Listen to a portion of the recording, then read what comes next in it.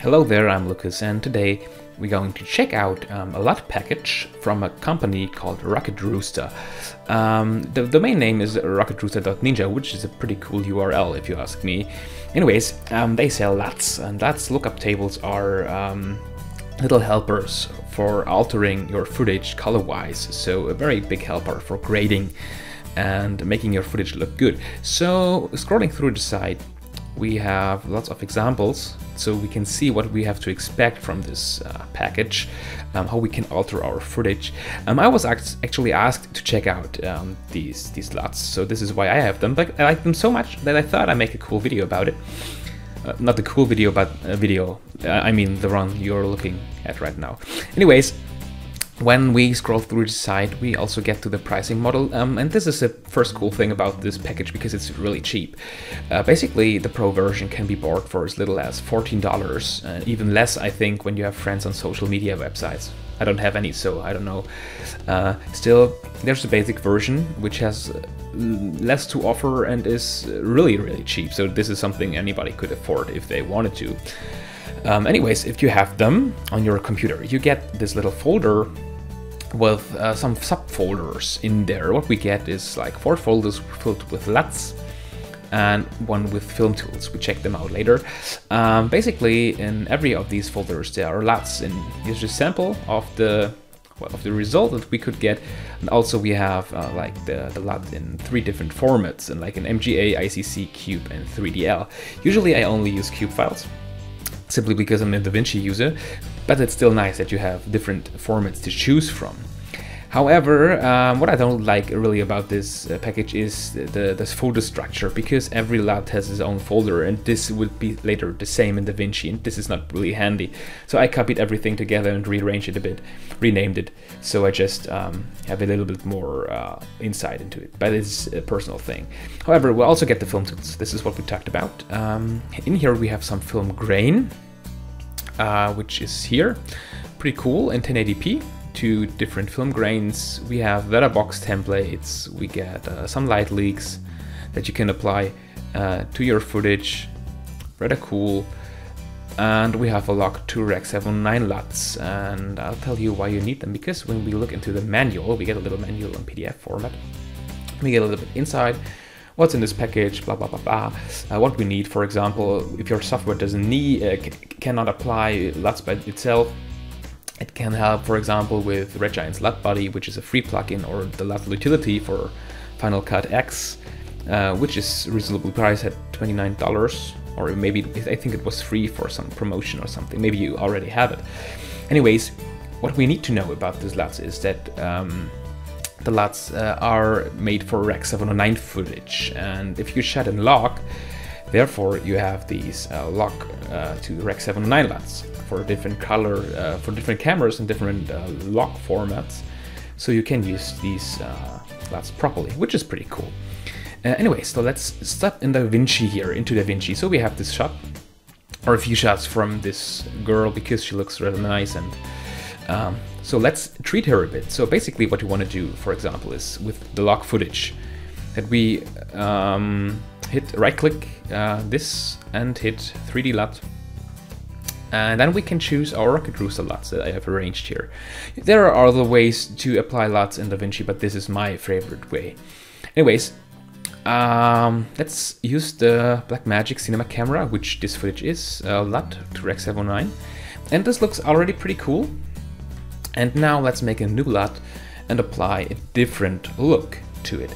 So now we have a few to choose from. For example, we have the movie looks, which try to imitate the look of well-known films. The bleach bypass to crash the footage a bit. Classic blockbuster kinda looks, and black and white. I usually don't like black and white LUTs. I mean, can look cool, but I actually like to make it on my own. The black and white look. However, what I have to say to you up front is that not every LUT will work with every kind of shot, because it doesn't simply work this way, because LUT is simply some sort of operation, and if the footage isn't properly prepared or not properly set up, it will just look bad. So in this case, for example, this works quite well if you are after some sort of this look. For example, the Dragon's Keep LUT does totally not work with this shot.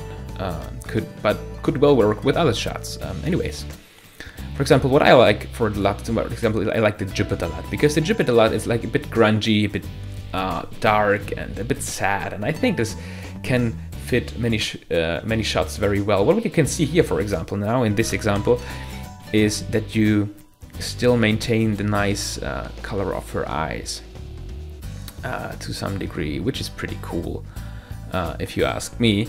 Anyways, we can choose another LUT. For example, we choose the maybe the Napoli LUT, which is more friendly, a bit too red maybe. This is something you have to decide for yourself. Or the vintage colors, which is more like the old Kodak look. But we'll also have, for example, the blockbusters. What I really like is the cinemagic skin. We have several different, for example, the 70 look. Classic reddish magenta look, pretty nice. However, I really like this one. Doesn't work perfectly with this shot, but still very good with this shot. For example, I still love the eyes of her combined with this LUT. And with some special treating, still we can get a really nice image with the help of only these two LUTs. However, what I wanted to show you also is how you can correct a shot, for example. So we will make a new node here and apply the Lock to Rec LUT for the Blackmagic cinema camera. And as you can see now, this shot is really greenish because this was shot in a public bathroom. So the lighting is horrible, if existent. And if we apply a LUT now, for example, let's apply the maybe we apply the cinemagic skin, it looks horrific. So let's disable this for now and get into the first node. And what we want to do now is we want to correct this shot of it. For example, if I just move it away from the green or the cyan sort of tint, we can see the footage looks a lot better and her skin finally looks healthy. And if we now re-enable this LUT, we can actually get a nice result. As you can see here, this is before the treatment and this is after. And it was really easy. We just moved the offset a bit. So now again we can use different, the blue kick is a bit extreme maybe for showing now. We can also use different looks now that would look horrific without the correct preparement. I don't know the word, you know what I mean. Preparation, I think it is. Anyways, suddenly we can use this. These LUTs, and I think it still can look very good. This is a bit boring maybe. Maybe we use the Battlefield, which is also a bit vintage style, a bit brown, or let's keep it bright, I don't know. Anyways, let's have a look at this example. What I like about this special shot is that it works pretty good with many LUTs. You also have the really blue eyes, pretty cool, but you could argue that it's a bit extreme. The thing is, when we get into, this is our LUT here, when we get into this node, what we can do with every node in DaVinci is we dim it down. For example, right now it's already dimmed down. This is the default setting, and we can, if we get the gain down, we just dim the action of this node. So basically we can also dim the LUT, how much it affects the image. It's still a bit extreme at 0.75, but what we can do, for example, is we get into the hue versus hue curves, pick her skin, and maybe shift the skin a bit. Of course, now she's the Hulk, we don't want that, but maybe we get her just into the right color so her skin looks human again. So looks a lot better to me, and it's a totally usable shot. However, we can use many different LUTs with this shot. I mean, this looks cool. Let's use Jupiter. This one looks cool. I think the compression will ruin this video. Anyways, Napoli looks Italian to me. So, and we have the Rome. The Rome is some sort of, I think it's this Russell Crowe Gladiator look, which can work out quite well. This looks cool to some degree. if you like this sort of stuff, for example. So let's get this back to 1. It's already back to 1. No, it isn't. So let's get this back to 1. Let's use my favorite one, the Cinemagic skin. It looks a bit strange now, the skin, doesn't it? So let's try if we can make it fit again. I will just reset this. I've picked the skin. And it looks much better. Just a slight adjustment, but it brings the skin forward a lot.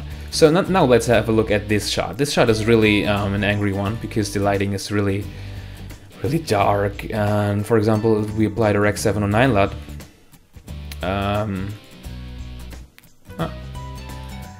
just have to activate the whole grade. Only the Rec 709 LUT will make it look like this, and I brightened it up a bit up front, and then I have this.